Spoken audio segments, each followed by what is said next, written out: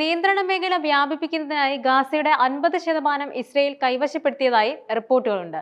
പലസ്തീനുകളെ മുനമ്പിന്റെ ചെറിയൊരു ഭാഗത്തേക്ക് മാറ്റാനാണ് ഇസ്രയേലിന്റെ പദ്ധതി.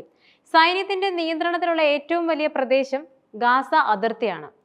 ആ മേഖലയിലുള്ള പലസ്തീനികളുടെ വീടുകളും കൃഷിയിടങ്ങളും അടിസ്ഥാന സൗകര്യങ്ങളും വാസയോഗ്യമല്ലാതായി തീർന്നിരിക്കുമെന്നും മനുഷ്യാവകാശ ഗ്രൂപ്പുകൾ പറയുന്നുണ്ട്. ബന്ദികളെ മോചിപ്പിക്കാൻ ഹമാസിനെ സമ്മർദ്ദത്തിലാക്കിയാണ് ഇസ്രയേലിന്റെ ലക്ഷ്യം.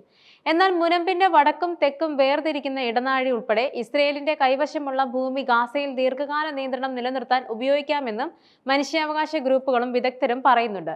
ഹമാസ് പരാജയപ്പെട്ടാലും ഗാസയിൽ സുരക്ഷാ നിയന്ത്രണം നിലനിർത്തുമെന്നും പലസ്തീനികളെ നാടുകടത്തുമെന്നും പ്രധാനമന്ത്രി ബെഞ്ചമിൻ നെതന്യാഹു നേരത്തെ വ്യക്തമാക്കിയിരുന്നു. അതേസമയം നിയന്ത്രണ മേഖലകളിൽ എത്ര സൈനികരെ വിന്യസിച്ചിട്ടുണ്ടെന്ന് വ്യക്തമല്ല.